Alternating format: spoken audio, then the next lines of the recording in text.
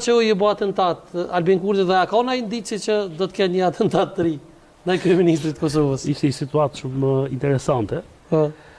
Në fakt ne nuk e dinim që ishte marrë veprime konkrete, por u deshën hakerat e iranian që ta zbulonin një komunikim sekret midis drejtorit përgjithshëm policisë dhe agjencive të tjera të zbatimit ligjit që kemi në Shqipëri. Dhe për drejt ditën e parë lajmi u bë shumë i besueshëm.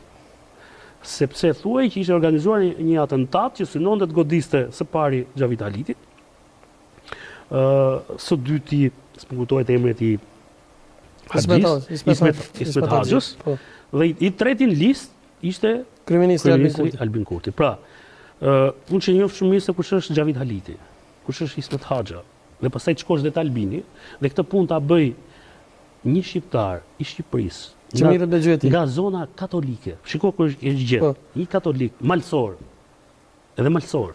Pra, ishin shumë element që dukej që ishte një ngjarje kaq bukur e stisur, sa me të vërtet, nëse do të kishte qenë e vërtet, do të krijonte probleme shumë të mëdha. Dhe duke mos ky personazh se unë e kam njohur për shembull në këtë trillim në marrë, pa ishin gjatar i ose trillimin kush e voni ose bjeshkata. Shiko, ngjarja ka ndodhur këtu në Kosovë. Pra ai është ndaluar në Kosovë. E di po si ngjarje kush e inicioi. Tani kjo është një gjë. Shërbimet sekrete serbe apo? Edhe kjo është një gjë që ende nuk është verifikuar. Por mua është bërë shumë mirë që është bërë hetim, që është provuar që ky personi nuk ka pasur plan me. Ai edhe po donte të bënte atë gjë nuk e bënte dot. Se s'mund t'i godasësh dot tre figura të këtij niveli, një personazh tek pulli vetëm, sa do mjeshtër t'i thej. Dhe edhe snajperisti që vrau presidentin amerikan, e mbani mend, u vra. Kështu që unë mendoj që për fat mirë, nga momenti kur ishte dhënë ky informacion dhe ishin kryer hetimet, deri momenti kur u publikua preka, se preke kishte emrin persone, ishte gjallë. Se po ti kishte ndodhur atij një vdekje aksidentale, pastaj legjenda do të ishte bërë e madhe, do të ishte bërë e besueshme. Thash, ditën e parë dhe ditën e dytë nuk ishte fotot e tij. Dhe fakti që sot në një botë ku rrjetet sociale glojnë gjithandej, dhe ti, për shembull, pamja e tij mu desh të hyja në një kronik arkive, kur punonin forcave speciale, të repartit 3D, kishin ngelur të bllokuar dhe ai kishte shkuar të ndihmonte. Ky ka ndihmuar po. Dhe ky kishte shkuar dhe për drejt ai përdorte edhe telefon të Malitzi, sepse në atë zonë ka probleme me valët, dhe nuk përdor as telefon të unë me kurimet te Malitzi desh ta mund ndalu. S'dia ke po një video që po qarkullon policia e Malitzi kundër një profesori të Universitetit të Tiranës? Atëherë, kjo është një ngjarje që ka më shumë se një muaj që ka ndodhur. Më shumë se një muaj. Nuk është tash. Nuk ka bërë efektin e dur dhe kjo më ka çuditur në momentin që ka ndodhur. Tjetra më ka bërë çudi unë e njoh shumë mirë Petraq Milo. Petraq Milo ka qenë këshilltar edhe i Sali Berishës, kur ishte kryeminist, edhe i presidentit Ilir Meta. Jo figurë vogël. Dhe Petraq Milo është nga jugu i Shqipërisë. Po pse më rrej ashtu Ardan? Dhe gjëja që nuk e kam shpjeguar dot është pikërisht reagimi i policisë malazeze mes mira shqiptarëve që të vizin aty, ata mund gjenin këdo tjetër për ta goditur. Por jo Petraq Milo.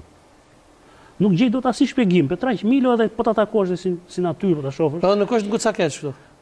Po nuk ka më është një njerëz që edhe në videon e parë që ka dalë, po edhe në videot e tij. Mua gjëja që më ka shqetësuar në histori është si është e mundur që u lan heshtje edhe nga kryeministri jonë i Shqipërisë, aq më tepër kur kryeministri i krahut tjetër është një shqiptar. Pra është Zoltan Abazović.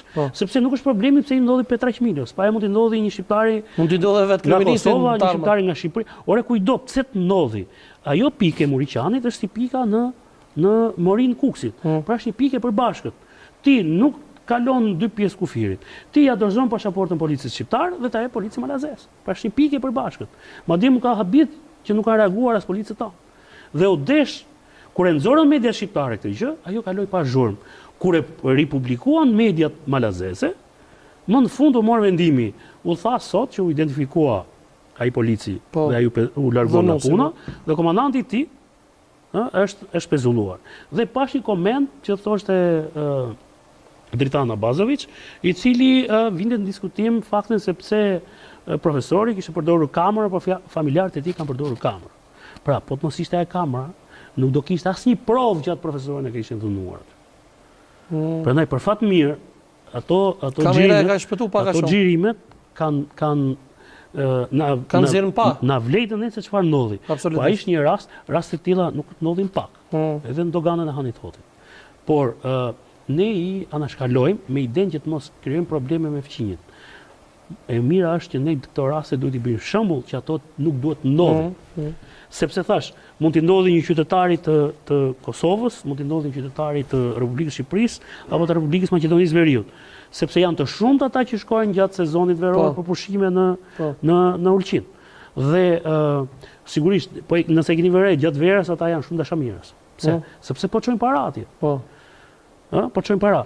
Kurse në këtë rast, unë nuk gjej dot shpjegim, edhe nuk gjej dot një motiv çfarë ka detyruar atë oficerin e policisë malezeze të krijojë një sjellje të tillë, dhe ajo që më shqetëson më mbrapa është pikërisht mënyra për ta zhvlerësuar atë që ka ndodhur. Jo, ajo duhet i jepet vëmendja e duhur që të mos përsëritet më.